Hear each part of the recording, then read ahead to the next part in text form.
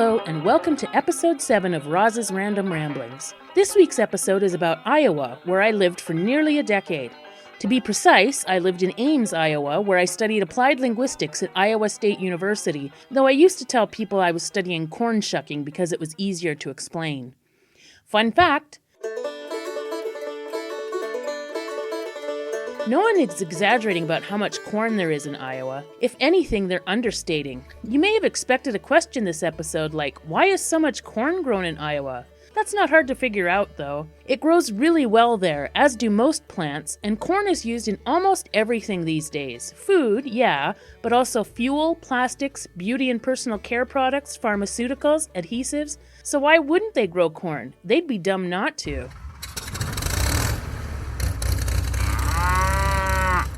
This week, I decided to answer a couple of questions that aren't quite so obvious as corn, but that I have been asked. The first question is related to the Midwestern habit of giving cities European names, but then changing the pronunciation. There are a few in Iowa, but the first question focuses on one in particular. How did Madrid, Iowa get its name? And the second question has to do with the shape of the counties in Iowa and the fact that 3 don't fit. The question is, how did Kossuth, Humboldt, and Webster counties get their shape? Both have interesting stories about how the Old West was won, or lost, or maybe just how they duked things out back then. Yeah!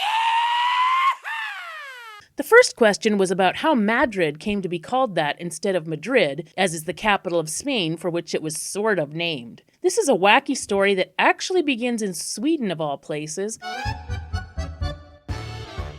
with a man named Peter Castle. Even today, Sweden has a Peter Castle Society that celebrates the mass Swedish emigration of the mid-1800s. Peter Castle led one of the first groups, a band of 25 Swedish dreamers looking for a better life. The massive migration wasn't limited to Sweden, of course. The mid to late 19th century was a difficult time for much of Europe, particularly when it came to agriculture. The Irish potato famine gets a lot of attention, but other countries struggled as well, and Sweden was one. The combination of a growing population, severe weather conditions over several years, and high levels of poverty among poor, rural workers led many Swedish people to think about finding somewhere else to settle down and start a farm. And North America was just sitting there, waiting to be plowed. A couple of episodes ago, when I talked about cookies, I mentioned that many new arrivals to the U.S. started their journey in New York, and that was certainly the case for Peter Castle and his followers. The party had originally planned to go to Wisconsin, but some other Swedish settlers who had been to Wisconsin met Castles in New York to say, hey, let's go to Iowa instead. Obviously, it was more complicated than that, but irrelevant to the current tale. The Castle clan gathered up what they thought they'd need and headed off to Iowa. Now, if you're hoping for a wagon train story, you're about to be sadly disappointed. They took the entire trip from New York to Iowa by railroad and boat. Mostly steamboat, in fact, and a good chunk of that on the Mississippi. They eventually wound up in Jefferson County, which was the closest place where government land was available for sale, and built up a settlement there they called New Sweden. Fun fact: all that remains of New Sweden today is the Lutheran church they built in 1860, which replaced the log cabin church that was built in 1851. Today, the chapel is a historic site as it is considered to be the first Swedish settlement west of the Mississippi. A cemetery is attached to the chapel where you can find the graves of some of the first Swedish settlers. Iowa turned out to be a great place for farming, hence the corn, as I said before, and all of Peter Castle's early letters home confirmed this. Many of his letters were published in newspapers, which encouraged those struggling Swedish farmers and workers to come to Iowa and start sowing their seed on some very fertile soil. Another advantage of living in the U.S. that Peter often mentioned was the freedom and equality. You know, for white men. The Swedish government of the time was really strict, levied major taxes, and forced everyone to be Lutheran, which is fine if you want to be Lutheran, but it should be a choice. American freedom sounded pretty good by comparison. Swedish people began leaving in orderly droves, and one of those travelers was a middle-aged widow named Anna Dallander. I like to think that Anna was a brave woman, but also charming and a natural-born leader. She must have been, because after reading some of Peter's letters, she organized her own group of 42 people to head to New Sweden, Iowa in 1846. She was 54 at the time, the same age I am now, and I can't even organize a dinner party for 5 people, never mind a group of 42 people to pick up their lives and move halfway across the world. So I, for one, am deeply impressed by her chutzpah. The Dallender group followed much the same route the Castles party had, as did most of the Swedish people who settled in Iowa. However, Peter had written a letter shortly before Anna left saying that he was moving to a different area of Iowa, towards the center of the state near today's capital, Des Moines. The U.S. government was selling off land at ridiculously cheap prices, with the added bonus that settlers didn't have to pay for 4 years. What a deal! So, Anna and her fellow travelers headed for the place that Peter had described. Now, there is some disagreement here as to what exactly happened next. Most of the more modern versions of the story suggest that Anna purposefully directed her group to the area that is today known as Boone County, north of where the Castles party was. However, I have also read some older versions that say the Dallender troop basically got lost and sort of wandered around, first by boat and later by covered wagon, until they decided they'd had enough of trying to find castles and stopped where they were. Do we trust the more recent or the older narratives? Good arguments can be made for both, but I do believe in serendipity, so I favor the Lost in Iowa version. Fun fact: I have a copy of an 1845 map of Iowa which shows the counties that had been established by then. They basically cover the southeast corner of Iowa, from Clayton in the northeast to Appanoose in the south central area. This map also shows the tribes living right beside the European settlers. In the south were the Iowa and the Potawatomi, while around the center and north were the Sauk and Meskwaki, or Fox. Those were the tribes whose land these Swedish and other European immigrants were settling on. Castles mentioned this fact in a rather nonchalant way when he wrote in a letter that they were going, quote, where the government has recently acquired land from the Indians, end quote. To add insult to injury, the state and several counties were named after tribes that had been forced out to make way for Europeans. Not really a fun fact, I guess, but a fact nonetheless. Regardless of how they got there or who they displaced, Anna Dallender and her 42 faithful followers settled down in Boone County and called the place where they settled Swede Point, following the tradition Swedish people had of naming places after Swedish things.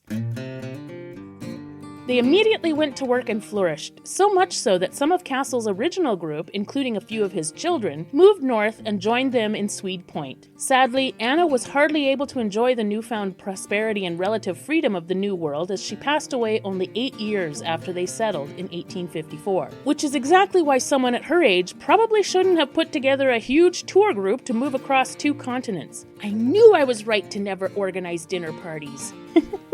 Anna's death left a bit of a leadership hole in the community, one that her son-in-law, Charles Winfield Gaston, was happy to fill. Ah, Gaston. Classic villain name.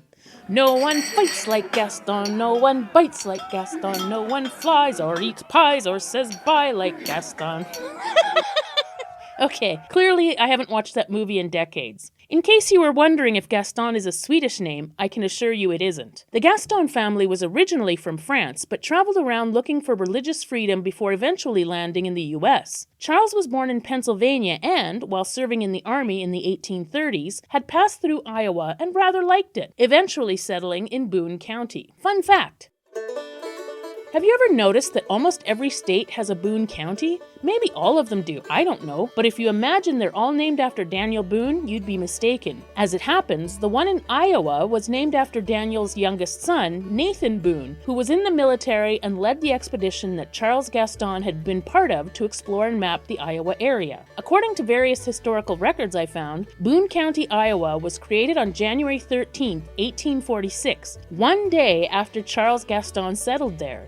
I feel like I'm missing a story there, but that's too far afield for this episode. Maybe another time, if someone asks a question about it. Gaston helped the folk at Swede Point get themselves established and soon married Anna's oldest daughter, Katerina. Gaston is described by some historians as being a rugged individualist and bold frontiersman. By others, he is described as, well, basically a dick. Words like difficult and irascible frequently appear around his name. While Anna had been alive, her sons traveled around Iowa and earned money that the family could use to buy land. So by the time Anna died, the family had amassed quite a chunk of farmland, mostly in Anna's name. After Anna died, Gaston was supposed to administer her will because he was the one with the best English and had been in the military, so could understand the government documents. Instead, Gaston took over the whole chunk with Caterina's support. The exact means by which he did this are not entirely clear, and it did take a couple of decades, but he was known to have hated his in-laws, so cheating them out of their land for spite as well as profit would fit his profile. In taking over the land, he also gained the right to rename the town, which he decided to do in 1882, again to spite his in-laws who he hated.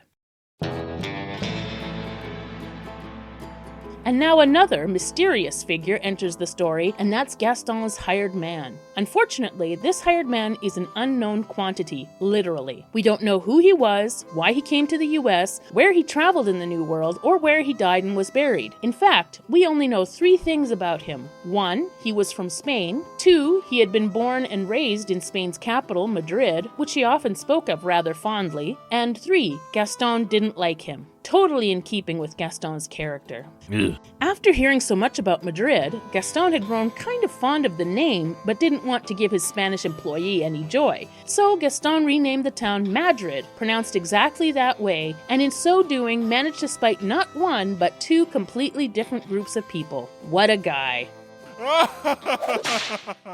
That was the first question about Iowa. The second was about how 3 counties in north-central Iowa got their weird shapes. If you look at a modern map of Iowa, you'll notice that most counties have pretty regular shapes. I mean, there are occasional dents and divots, but for the most part, they follow fairly straight lines. That's because each county in Iowa was designed so that the county seat would be in the center of the county and would take no more than a day's horse ride to get to, no matter where you are in the county. Thus, all counties were originally mapped out to be about the same size, more or less. But then you hit Webster, which is directly north of Boone County, and it stretches a little higher than its neighbors. Just north of Webster is Humboldt, which is rather short, and north of that is Kossuth County, which is the size of 2 counties. What happened up there? By 1851, 5 years after Swede Point was settled, but 3 decades before it was renamed Madrid, the county lines of Iowa had been pretty well drawn. The northern part of today's Kossuth County was originally Bancroft County and fit perfectly into the vertical and horizontal lines laid out around it. Today it is largely farmland, but nearly 200 years ago it was marshy and unfarmable, so it had a small population and no government. This fact caught the attention of Asa and Ambrose Call, 2 brothers who are considered to be the first white settlers in Kossuth County and who were very powerful back in the day. Asa was the only judge in the county, while Ambrose published the local newspaper, served as the postmaster, and had a massive farm. In fact, an old-growth forest park stands on the place of their original stake and is called Ambrose Call State Park, since it sits on his former holdings. However, it was Judge Asa Cyrus Call who would do most to change the county's borders. He saw the vulnerability of Bancroft County and, in 1855, used his political connections to annex that county and absorb it into Kossuth. This move was part of a larger piece of legislation known as the 1855 Freak Legislation. Yes, I'm being serious right now, that's the real name. The legislation got its name because 3 counties were actually annexed and absorbed into 2 other counties. Bancroft and the northern part of Humboldt were taken by Kossuth, while the remainder of Humboldt and all of Risley County were sucked up into Webster. So now there were 2 really big counties, Kossuth and Webster, where there had once been 5. And now, Asa and Ambrose started to worry. Their whole plan had been to make Kossuth larger and more powerful than other counties, but there was Webster directly to the south with the same idea. So what was to stop Webster from taking over Kossuth and becoming a super mega county? Judge Asa Call, that's who. Asa took immediate action. A buffer! We need a buffer! Some more political wrangling and Humboldt County was reinstated, albeit in truncated form. After all, the state couldn't take all of the ceded land away from Webster. Humboldt County therefore became a little buffer between the political ambitions of Webster and Kossuth counties. At the same time that Humboldt was reinstated, so was Risley County, although it was renamed Hamilton County after a state senator who had supported the 1857 bill that repaired the freak legislation of 1855. Coincidentally, those changes also made Kossuth County the largest county in Iowa at the time, which it remains to this day, all according to the Call brothers' original plan. I love it when a historical plan comes together. And now to answer the two questions. On the surface, the answer to the first question about how Madrid got its name is that it was because of a combination of old-fashioned gumption and pioneer spite. And those counties in north-central Iowa got their shape because of political ambition. But these stories also remind us of the powerful personalities that preceded us. Anna Dallender was in her 50s when she led a group of people from another continent to settle in a foreign land. And while her son-in-law may have been a jerk, he clearly respected her enough to wait until well after her death to make a land grab and screw over her other children. Meanwhile, the Call brothers stood up and tried to build up the land around them through political maneuvering that would likely be the envy of many gerrymanderers today. Underlying these stories is the message that we should stand up for ourselves sometimes, but also that we need to be mindful of those we may cause to suffer, whether it's Swedish immigrants, indigenous people, or the person next door. Boldness is a balancing act that few among us have mastered. I'm still not organizing a dinner party. I hope you found this little bit of Iowa history interesting, if not inspiring. You should visit Iowa if you get the chance. Next episode, I'm going to switch gears to talk about banjos. I actually took up the banjo some years ago after I got rid of my cello, and the question I often get asked is, why the banjo? Stay tuned for more on that. This has been another episode of Roz's Random Ramblings. All research, writing, and production are done by me, Roz Hirsch, because I wouldn't have it any other way. The following is a list of music I used for this episode and copyright information for them. The opening song was Hailstorm Jig by Myrtle and Bert Torrance. This came from the website classicbanjoning.com. That's classic-banjo.ning.com. Lots of great classic banjo music there. The remaining songs come from the website epidemicsound.com and include the following. Running to Recess by American Legion, which was the lively banjo tune. Pistan by Trabant 33 when I introduced Sweden. Open Fields by Johan Lundqvist, which played while Swedish people were thinking of migrating to North America. Oleka, which is playing now, and Fields, which played during the part about indigenous tribes. Both are by Franz Gordon. Roots by Northside, which played mostly during pioneer parts. And finally, Tumbleweed by Roots and Recognition, which played during the dramatic bits. I post new episodes every Monday at noon Mountain Daylight Time, so please keep downloading. And as always, thanks for listening.